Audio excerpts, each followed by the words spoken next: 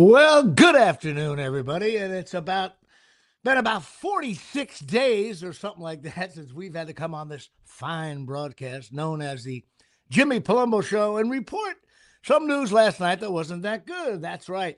Finally, the Spurs played a complete game and the Knicks lost. Um, uh, this is Jimmy Palumbo alongside my broadcast buddy for so Dick many years, Lynch. Mr. Dave Sturgio or Dick Lynch. I heard you What's going before on? the show. I heard you talking Oh, shit in the kitchen or whatever the hell you were doing. I know. I tend to sometimes the microphone's on and I talk to myself. I'm very much like Brockmeyer. That's good. Yeah, same. Actually, I was doing Brockmeyer before Brockmeyer was. I know. I But, still dude, think he the stole it Brockmeyer from- the Brockmeyer series is the It's life me. of Jimmy Palumbo. it's I know. me. It's Which, kinda I mean, crazy. take away the drinking and the massive amount of sex. Well, I Really, was gonna say I the sex part, fine. The drinking, yeah, you drink. well, the Probably drinking's should. been there.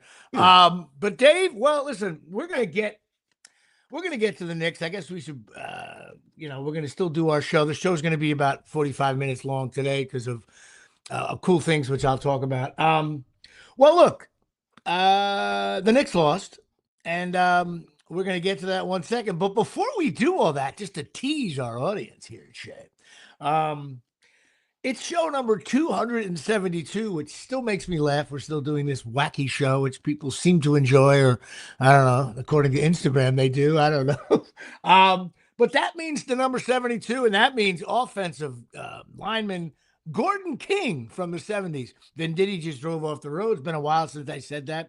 Also, Doug Riesenberg, another bad offensive lineman. And you got O.C. Umenyiora. People know him. But also, you're forgetting a guy that as a kid, I got to remember, I was a kid, and even though I was a Giant fan, there was one team that was always winning, and that was the Dallas Cowboys. And I used to love Roger Staubach, and I always loved Ed Too Tall Jones. Why? Because I was 3'1". So anybody that was too tall, Jimmy I was, Too Short I Palumbo. was Jimmy, not Amoeba Palumbo. But then you got Dan Deerdorf and Dexter Manley, who was a great player, ended up being, I think, like bipolar or something. And like Deerdorf. He was the an ho- announcer. Was he one of the hosts of like Inside the NFL? Towards Yeah, he did games. Dan Deerdorf was a great player. He was known as a nasty player on the field, but he was good. And you got that John Inside the NFL Matuszak. cast back in the day, bro. It was like Deerdorf, Nick Bonacani. Right. Fucking, those are the All those days. guys. That my dad raised me on those guys. And it Oh, was no great. doubt. And then we're forgetting about our shortstop for the New York Yankees, Jose Caballero. Oh, yeah. Then you got Juan Miranda and Carlton Fisk with the White Sox. Remember, he was 72. I don't remember that, but I'm going to take your word 27 for it. with the Red Sox. But when he went to the White Sox, he switched to 72. So that's it. That's show number 272. And of course, we'll go to the now. You're going to know this guy, the baseball part of the program. I didn't really. As soon as I started doing my research, I was like, "Oh my god, I remember this guy." And it made me laugh. You remember Rick Ankiel? I don't know. Rick Ankiel, bro, the most Okay. wild pitcher Okay, of well, all that's time. listen. I got some stats on him. First of all, he was a center fielder and a pitcher. He's 46 years old now. He was 11 years in the bigs, played with St. Louis, the Royals, Atlanta, Washington, Houston, and the Mets, which I forgot he was on the Mets. He batted 240, hit 76 home runs, not 276. Had 462 hits. He pitched 4 years, was 13-10, ERA of 5.40. In postseason, he hit a home run in postseason, which not a lot of pitchers have done. Postseason pitching, okay, his ERA was 15.75. Where did he get to the postseason? The Angels? With the Cardinals, yeah. Cardinals, sorry. In the postseason, he had 4 innings pitched, 5 hits, 11 walks, 7 earned runs. He got belted. He was Solid. traded with Kyle Farnsworth, who we remember. Yes. And he made about $2 or $3 million. Here's the big thing on him, though. He had the yips. He went from being this really young. He was throwing 97, 98 when guys weren't really, not everybody was doing that. And he couldn't throw strikes. And it got to the point because he was part of that like Ruth Ohtani thing where he was pitching and hitting home runs, which back then no one was really doing that. But the things that made me laugh: high school player of the year, 1997. That's hard to do. In 99, he was the minor league player of the year. So this guy, I remember him as a big prospect. He was also rookie of the year. Rookie of the year for who? MLB? I don't know, some either minor league or some shit. I was going to He won say, it wasn't a rookie of the year. year for Major League Baseball. He might have been. One No of the years way. he did. Somewhere he won. Some magazine voted him Rookie of the Year. Probably the Dave Sturcho Gazette. But here's the funny thing: in a playoff game, he threw 5 wild pitches in 1 inning. Uh-huh. I mean, if that happened now, you and I would be. Imagine if a Yankee pitcher threw 5 wild pitches, and also, and the Cardinals won the game, and afterwards he was like, "Hey, we won!" And then he, in the National League Championship Series, he threw 33 pitches. 5 of them went by the catcher, but only 2 were ruled. And I remember watching this. This was all over ESPN. When a lot of guys walk guys, they have trouble finding the plate. This was different. He couldn't find the regional area of where the batter and the catcher were. I remember he threw a ball and he was trying. It wasn't like he was. It was like 6 feet the other way. No, the batter. see, I think you're missing it. Like, you don't understand. Like, in my life, if I ever see an insane wild pitch, do you think of him? I say, what are you, Rick Ankiel? So for every wild pitch I see, I say Rick Ankiel, and for every person, shortstop or second baseman who can't throw at the first, I think Chuck Knobloch. Right, exactly. Right. Yep. Now in 2001, I think this is funny. Couldn't find water at Niagara Falls. 2001, yeah, right. 2001, he walked 25 batters. Solid pitcher. Right, with 5 wild pitches in 24 innings. You realize how bad that? I don't even know what the hits were. I'm sure they hit him because he had to come over the plate eventually. And in a AAA game, he went 4 1/3 with 12 wild pitches. I mean, all right. So speed aside, speed aside, right? Velocity of throwing the ball hard. If you were right now, 61-year-old Jimmy Palumbo lined up you're on the pitcher's mound, you could probably throw a strike. I'm not saying it's going to be like it'll be launched into the next dimension, right. But you can hit the plate. Like, you can throw 5 wild pitches? Like, you know what I'm saying? You know how hard that is to throw the ball into fucking the second, third row? There's a level to this. First of all, understand my 48-mile fastball should be retrieved by the catcher before you get a wild pitch on that. But yes, I don't think. I'll tell you one thing. In 4 innings, I'm not throwing 12 wild pitches. That's what I'm saying. This is very impressive. I may give up like 17 home runs on 17 pitches, but I'm not. But the funny thing was, then he realized he was always a good hitter, and he went back to them. He was, I can hit, and next thing you know, he came up, man. Like, he hit home runs. He was a decent hitter, and then he ended up on, of course, 5 teams in 6 years because no one knew what to do with him. Just get rid of him. Well, no, because you know what? And so, he started the DH. He was hitting bombs. So it's like, Christ. First of all, he turned into Giancarlo. Well, listen, if he was on the Yankees now, he'd be leading off with the 240 batting average. Big win last night. We needed that. Yeah, big win. Does anybody in New York know the Yankees won last night? So that's the funniest thing on Twitter. I saw people like, Yankees win. I'm like, what? Like, where are you from? So anyway, his poor dad was arrested on drug smuggling, and he's in jail. You mentioned Kyle Farnsworth before. Didn't he get in some nasty fight he's another creep quack. too. That was a nice trade there. Yeah. So he does Cardinals radio now, and he's married with 2 sons, and God bless America. So that's it for the baseball card segment. There he is. There's nothing on the back other than it says, "I can't throw strikes ever." So Jimmy pulled the card, but then he dropped it and it went all the way into his living room. Because it was that wild. I just feel like going whoa. Yeah. It's baseball card. It's like, whoopsie daisy. Whoopsie daisy. And of course, Patreon time here at Shea. We are definitely mired at 58. I got to give a shout out to Greg Alprin and my nephews, Bobby and Tommy Palumbo.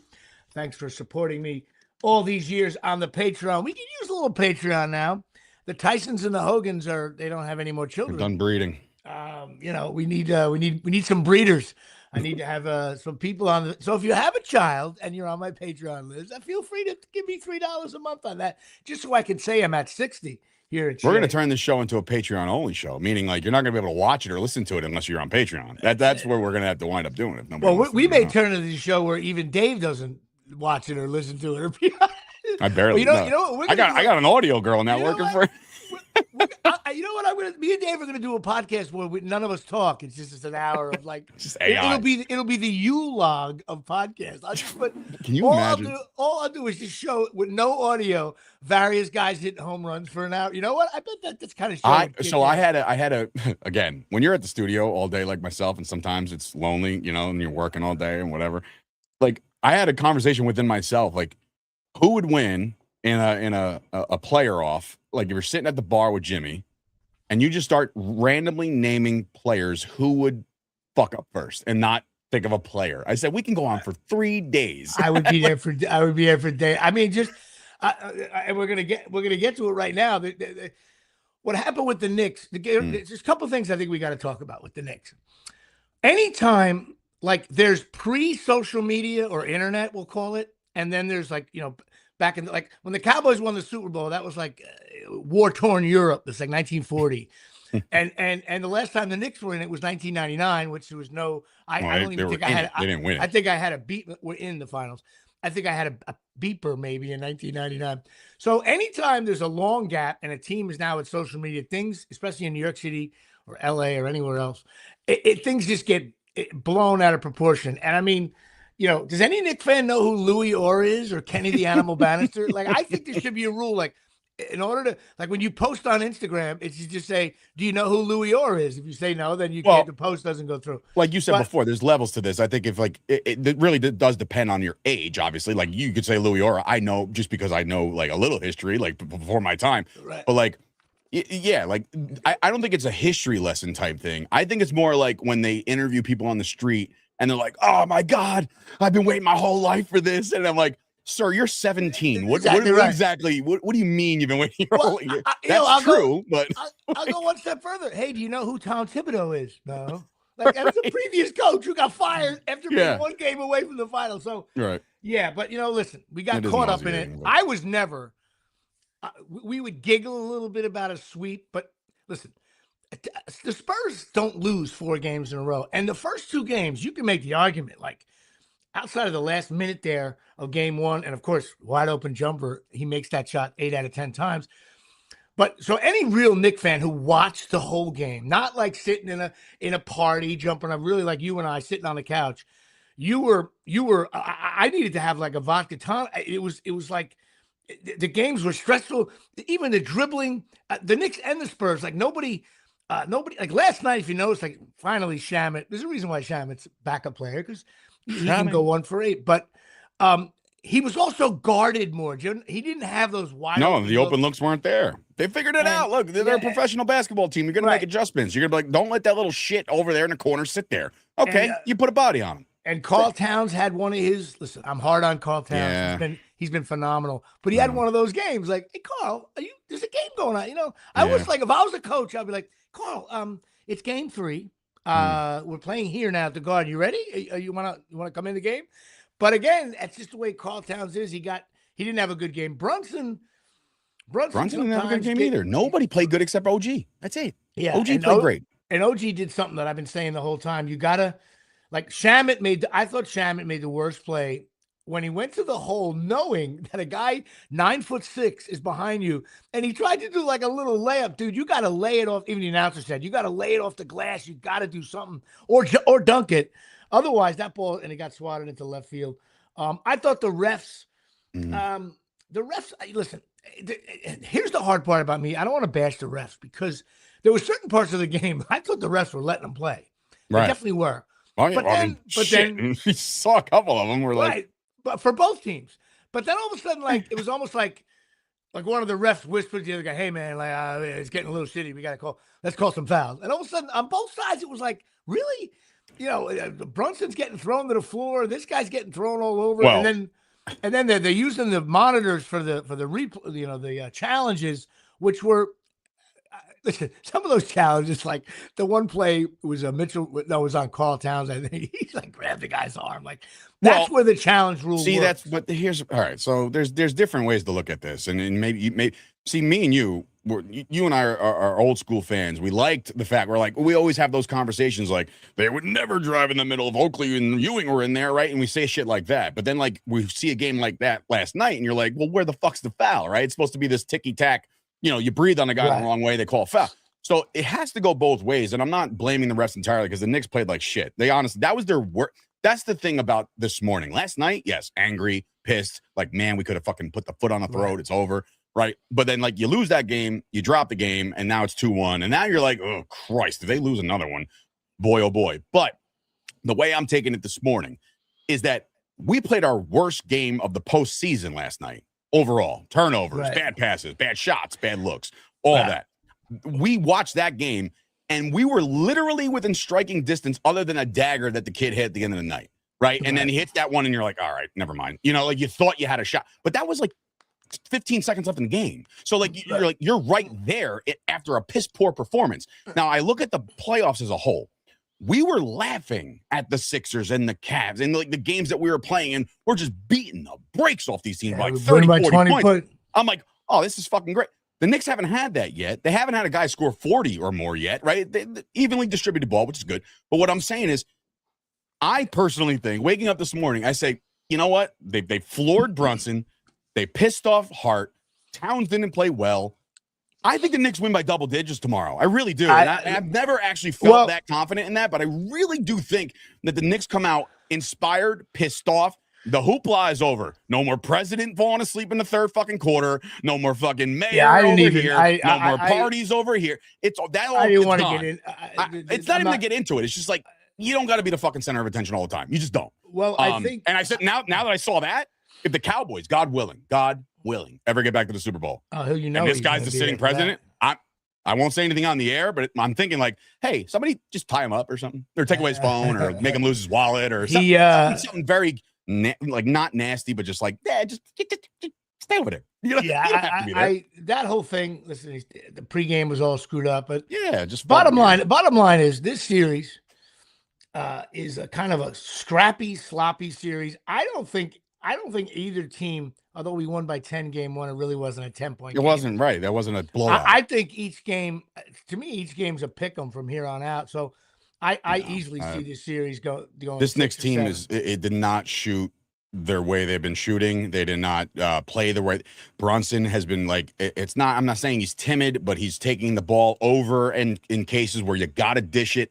You know, not for nothing. OG played with the biggest nuts in the entire court. Like he was like, oh, I'm gonna go dunk this ball now and say nothing about it. That's how you got to play. The aggression is where it is. As far as the fouls and Wembyana like shoving Brunson to the ground and shit, and she's like, listen, we all asked for that kind of shit. We're all like, hey, look, well, bring back the old school game. You know, like, all right, so there it was. Now fucking respond. You know, of course, my boy Harper, he played well, but you know what? You know, he hit that 1 3-pointer. And everyone was like, Harper, and they're just raving about him. And I'm like, yeah, you'll see. He'll miss. He doesn't have that good of an outside shot. I made one comment on that on Twitter. Like one guy's like, Harper's going to be a generation. I was like, yeah, imagine if he did that for Rutgers, we'd be a decent fucking basketball team. And he was like, yeah, he might have sucked at Rutgers, but I'm like, no, there's no but. He sucked at Rutgers. Like in the point blank period, stop. That's it. Done. And everybody says, no, it was Rutgers' fault. Makes sense. That's my only annoyance on Dylan. I wish the kid well. He's young. First of all, he's 9 years old. And he's not even eligible to go to the prom. He's going to be a good player, man. He's going to be a good player. But if Wembyana doesn't get hurt, his size and his athletic ability, everybody says he needs to gain a little weight. I don't know, man. The way the league is now, once he learns, and God forbid Wemby learns some kind of jump hook or sky hook. Oh, forget it. I mean, he's just too tall. There'll be another guy, the other guard him, but the white kid from the Chet Holmgren, they're all 7 foot now. Everybody's just keeps growing. And what's great about Wembyana is he makes his free throws, which was always a good thing about Patrick Ewing. All the great centers, except for like Shaquille O'Neal, they make their free throws. Here comes the defense of Harper at Rutgers. No, here's the thing.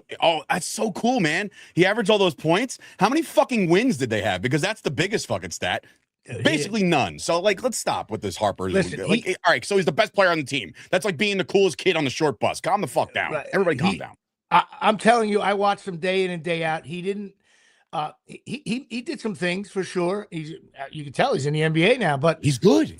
There was a lot of games. I'll still say it. There's a lot of games I was like, who's that point guard on Penn State eating someone's lunch right now? But, But no, listen, the kid's going to be a great player, and they're young. I mean, and you know what? Fox finally played a little bit better last night, and they used Fox and Harper on the It was field. a team win, man. It was a team win. They're all shooting.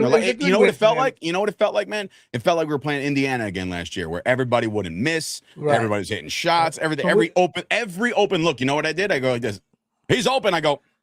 Yeah, I know. Didn't even look. He's going in. Going in. I'm not even going to look. So when they do clank it, it's like, ooh, it's a shock last night. But that's just bad.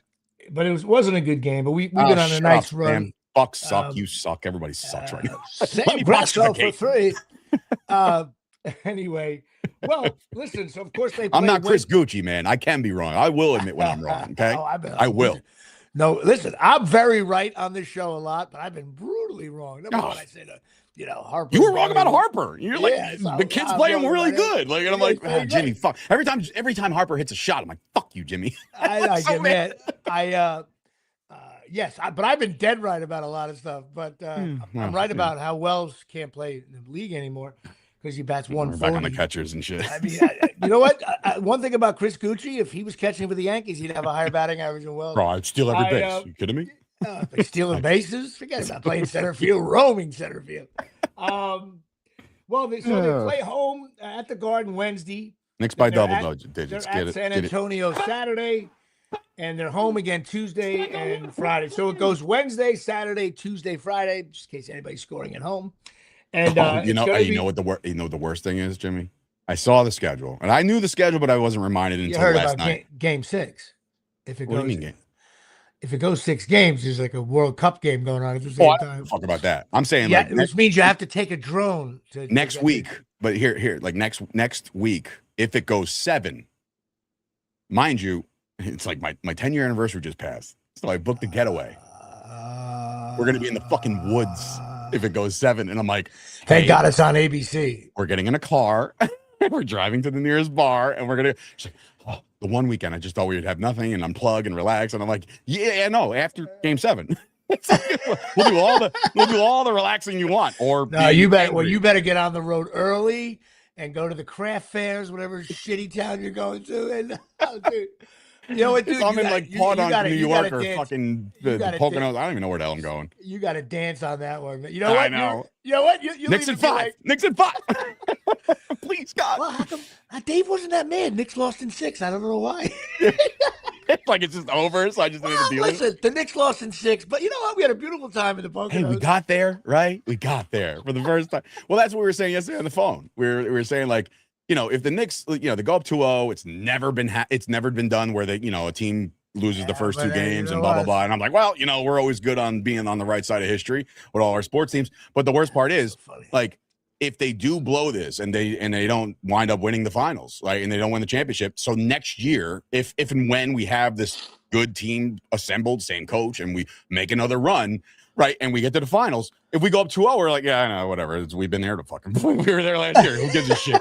We can't even get excited, so we have to win this year. They have to win this. This will take the wind out of my shit. It's so close to that's so funny. I wonder if that holds up in court. But you know what? Listen, I have faith in your wife, and here's why. I think if it goes 7 and with your kids jumping up and down with telling those kids today that they didn't win because they went to sleep and after it. Oh, it was brutal. It was brutal. Miles was a mess. He was like, Miles was a mess. Stella was like, oh, they play again, right? I said, yeah. Wednesday. So if Miles calls his teacher a twat and you get called into the school, you have to be like, well, sorry about that, ma'am. What's funny is, but the Knicks did lose Game 3. She had the recital last week on Saturday morning after the Knicks game. I said, Stella, you gotta get some sleep. You gotta recital, blah, blah, blah, right?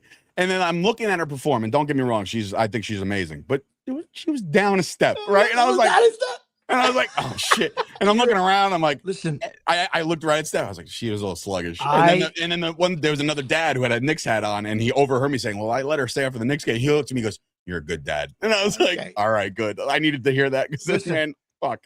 Everyone knows we're doing a podcast called At Least We Won the Tailgate about Rutgers football. There you go. Okay, but what we really got to do, we have to. I'll be the aging LeBron on this one. We have to do a dance dad podcast of us. Of you want to us, talk about a wait a minute, niche? of us. Wait a minute. This is how inaccurate it will be. Of us actually critiquing. Like your daughter's dance is going, well, Stella, you know, that move to the left. You know what, Dave? She was supposed to be 1.5 foot away from the girl. She sliced that to about a foot. You can't do that. She did something last week. There was a move where she's on her stomach and then like her legs go over her head, right? And they're like, I hate that. And I'm on camera, and when she does it, because I only seen the dance like once in practice. So when she did it on camera, I'm like, oh, I know. One girl, I refused to let Natalie, like, it looks like her whole stomach could snap in half, contorted, and I'm like, can't be that can't be good for any child. It's like anybody doing CrossFit. Knock it off. You're hurting yourself. By the way, we must mention that Sam Grasso is still bringing up the Christmas lights that you did not. But you know what? Now listen to me. Next year I'm hiring. I tried to do it last year. I offered to go to Dave's Sam, you're house. a lights guy. Come on, fucking hang my lights. I offered to go to Dave's house and do the Christmas lights with you and do your daughter's room properly. And it got vetoed, you lazy piece of shit. If you don't put the light, if your wife puts, first of all, I don't want to hear about Halloween decorations. That's a man's Halloween. I hate job. Halloween. So do I, but still, you got to at least the kids are. No, I mean, I'm into it for them, but I've always hated Halloween. Did you wear a costume while taking your kids around the neighborhood? No, I did the first year. I was Fred Flintstone. Oh my God. Oh There's pictures of that. I'm about fucking 40 pounds listen, heavier. It's like during the pandemic. It was great. The funniest thing is when you go back, look at these pictures 10 years from now, you're going to be like, what the hell? You wouldn't even, what was I thinking? Oh, And I got the other kids Gucci were like, that. He was like, oh, nice fucking pictures, Fred Flintstone. I'm like, fuck off, dude. You'll know one day, I'm thinking. And then, by the way, you know, Halloween used to be one day. Halloween starts in October. This year Halloween starts July 10th and goes through, I think, November 15th, where your daughter will have at least 40 parties that she's gone to. But on the day of Halloween, the kids are like, oh, it's today? Like, no. Yeah, it's like, by the way, spooky season's upon us. Like, no, it's October 31st. That's all you get. I know where you live. So, like, figure maybe 5 houses to the right and maybe 6 to the left around the corner. They're like, Dad, can we go back? Like, they don't. And then next thing you know, there's kids in your kitchen jumping around. And you're like, wait, what? We used to go to 10 o'clock at night, balls to the wall. Now the kids are like, well, Mom just went to Walgreens and bought the candy. Like, there's no. See, that's the thing. Like, back in the day, like today, they bring buckets, like little pumpkin buckets. And then, like, once they're full, it's over. I brought pillowcases and shit. I said, bro, fill it up. And when we're done, we're going to fill it up again. Absolutely. Nobody knows that. Of course, but then again, we were the only ones, for whatever reason, had to watch out for fucking knives in our candy or some shit. I'm like, what the fuck? How about my watch out for that sharp objects? What? My mother, who was always dieting her whole life, says, I got to go through your candy. Now I look back and go, yeah, Ma, I didn't count. I had 8 Reese's peanut butter cups going into the tournament, and now I only have 4. And I only had another. And since then, it's been all Mrs. Palumbo. And first of all, Natalie was giving me the candy. I'm like, right. I'm supposed to steal it from you. That's the way it works. You don't give it. Well, not my kids too. Daddy, you like Skittles, right? I'm like, dude, I was totally gonna steal this later, but thanks. I know. It's a ruthless. Right. Like, what are you doing? Anyway, well, Halloween episode here in July or whatever. I don't even know what month we're in. June. But the Christmas lights, which Dave sucks at, and of course I do best I can here. I don't have a video now this weekend. Listen, I know Sam has like 17 daughters, and he's homeless selling pencils outside because all his kids going to college. And he can't afford the $3 a month for my pencils. I haven't heard that ever, and I don't know why that's so funny. I, of course, still have a daughter at 17, and they do this thing called Shore after the prom, and I did that. Okay, but you didn't do this. The parents have to get the hotel room. Oh no, I didn't do that. Okay, my mother's never been to Seaside. Okay, my father never went to, but of course, of all places, Seaside. Well, that's what they do. So now, next thing you know, we had to get rooms for my daughter and her friends and whatnot, and we were staying at the Hershey Motel, which is the same hotel I stayed there in 1982, and it looked the bedspread was the same, and we go down there, and I couldn't believe, first of all, every high school kid in New Jersey was at Seaside this weekend.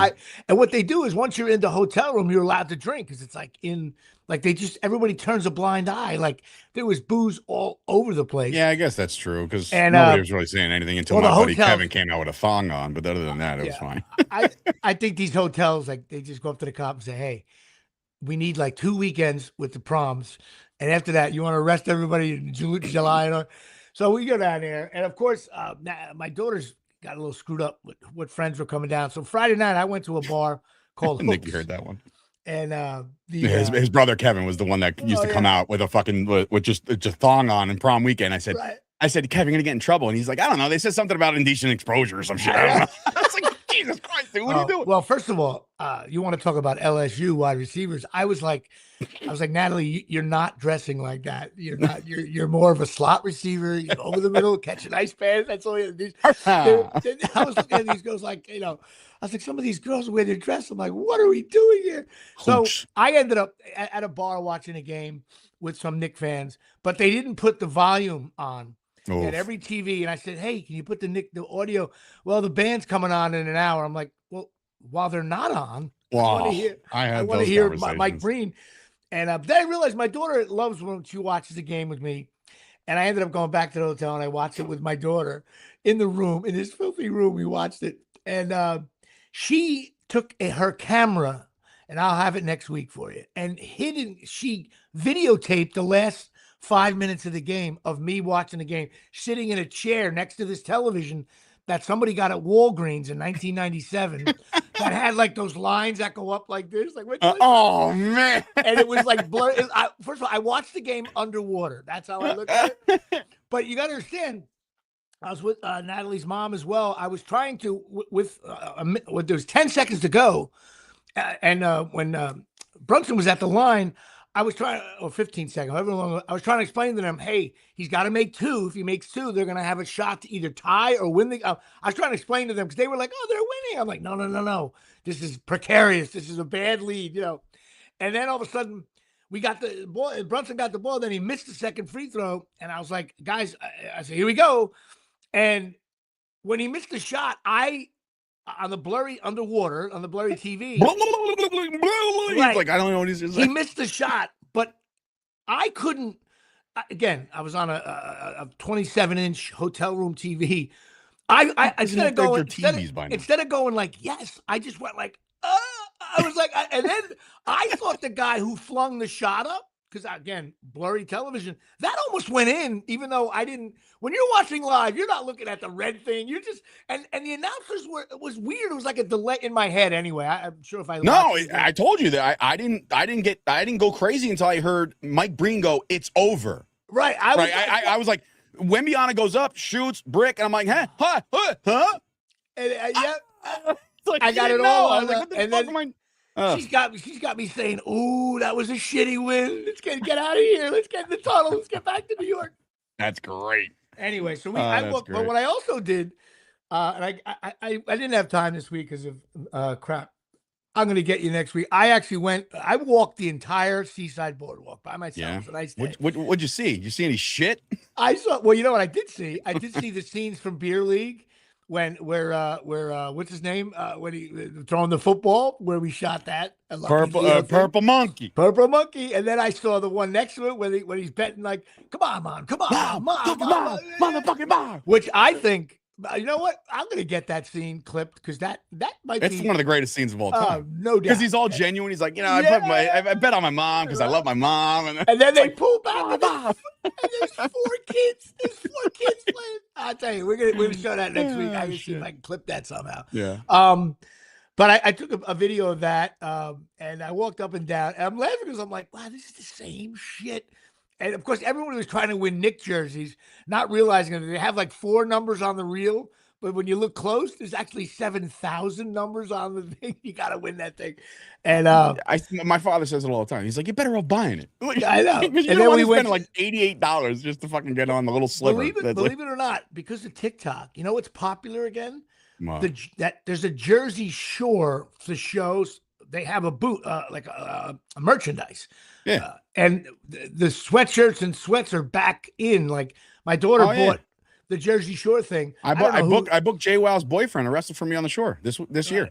So I walked around, but however, because I consider myself a friend of Mr. Sturcho, I'm walking around and I see fire under my ass. But go ahead. I see at the Beachcomber, I see a a wrestling ring, and there's like Mhm. nobody around, and I'm like, what is this? They just leave this out. Like then I thought it was random. Like my first reaction was, oh, they just allow people to come up and wrestle. Like what is it? It's part of the boardwalk games. And then I look around and I see all these what I call the weird wrestling people. I see they have little tables. I'm like, what's going on there? Next thing you know, of course, I go up to the second floor of the Beachcomber to look down on it. I'm watching. Everybody should look down on that product, by the way. I'm looking at this horrific wrestling event. Now, I tell people all the time, and I don't know anything about wrestling. I could care less. But your thing down the shore is a very well-run, awesome thing. If anybody, I said it last 2 years in a row, you got kids, you got younger kids, you're looking for a night out. If the weather's nice, go there. It's fun. It's beautiful. It's on the beach. This was jammed in on the shitty boardwalk with horrific red. They weren't even dressed up good. It was horrible. And of course, honestly, if you paid a good price, they would have put you in the main event. Yeah, I could have dropped a leg on someone. But I texted Dave and he knew all about it. And he said, "Oh yeah, I don't want to bash anybody." Nah, listen, it was like I said, it's a company that started to pretty much do what we do, but they did it before us. Once they saw what we were doing, they linked up with some real estate guy and they tried it. But you know what? I said, your math isn't even math. And how is this your sixth one when we started at the same time? Dude, they had there was 6 people with headphones doing their play-by-play of it. I don't know where that's going. It's going to go on. There's a streaming service that they have. And look, man, bravo for trying. No, but there was a lot of people doing it though, not just one guy. It was like it was probably a bunch of podcasts and shit. Right. Dude, so I laughed at that, and then of course what I did was I got a beer. I stopped in, had a beer. I went down to the next place, had a beer. But the next thing you know, I'm like 6 beers deep. I'm walking up and down. So I realized I'll walk back to the hotel. Which 15 pounds lighter is going to hit you a little harder, by the way. Yes, true. Although I gained some of it back, thank God. And water weight, all that was. And so I walked back and I ended up ducking in some of those. I haven't been in these bars in so long. Some of them, though, on the inside are nice. But my daughter's friends finally got down there and she had a blast. And they were getting all dressed up and we had to drop them off at the boardwalk. And then they walked up and down, came back with bags. I can't believe that's where we're at, though, as a society. Like, prom weekend for us was the weekend when we didn't have anybody to answer to. And we were 16, 17 years old, bro. Like, we didn't have to fuck. It was melee. Like, I remember the best thing we did all weekend. And mind you, like, you're thinking like, it's prom weekend, you're going to try to get late. Like, no, the best thing we did was put a laxative in my buddy's drink and just wait it out until it hit him. And then all of a sudden, the last day, we're all going home. He's like, I gotta go to the bathroom real quick. And I'm like, God, finally. Finally. Oh, that's so mean. My God. That's what. Shout out Tim. Well, no, that was the thing. I was like, the way they do it now. And I helped out my daughter and she had fun with her friends and they just do things different now. Everything's on the phone. It's all texting. When she didn't know where someone was, I'm like, call them up. Like, if I couldn't find Dave, where are you? Like, no, it's got to be a Snapchat group. No, call them. Are you looking for Dave Sturcho? Call him up. If he picks up the phone and say, I'm at the sawmill drinking beer. Right. I'll be there in 10 minutes. In fact, they hang up. But they don't do it that way. You got to be invited. How did you guys make plans back in the day? I don't know how we did that. Think about it. Like, if you're always like, oh yeah, me and my buddies, we met at this said bar at the shore. So what are you calling each other's house lines and shit? Hey, can I speak to Jimmy? There was a meat bar. There was a lot of times we met at Oliver's on Route 35. You met at a bar, and then from there you went out. I understand that, but how does everybody know to go to Oliver's? I don't know. You just went. To this day, I know we had phone calls. We had to deal with. Hey, how you doing, Miss Clickio? You had to call them up. You had a seat at my daughter's recital. There was a payphone outside. And my father-in-law used to work for he calls it the phone company. And I'm like, well, which one? He goes, no, it was the phone company. And I was like, what the fuck does that mean? Like, I don't even know what that means. But he worked for the phone company and he goes, come here, Miles. And he takes the phone off the hook and does like a selfie thing with the fucking payphone. Right. I said, what are you doing?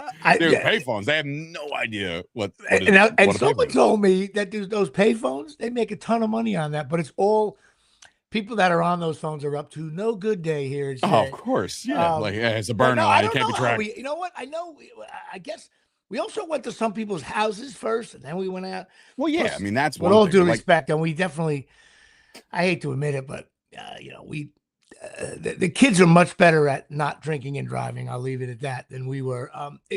Wasn't like we were doing anything scandalous. It's just the way it was. You went out a couple beers, you went to the diner, you came home. But I never did it. I will tell you. I will tell you something about. I will tell you something about Seaside, though. Okay, this is now Sleeside, by the way. Okay, all right. This is now for many of you. This may come across as Captain Obvious, but this is the Jimmy Palumbo report from Seaside. They are building condos in Seaside like every 12 feet. Oh, and dude, these are $900,000. Well, maybe it'll kick the shit out then. Because it turned into shit. When you look around, it's much nicer than it was, of course, 25 years ago.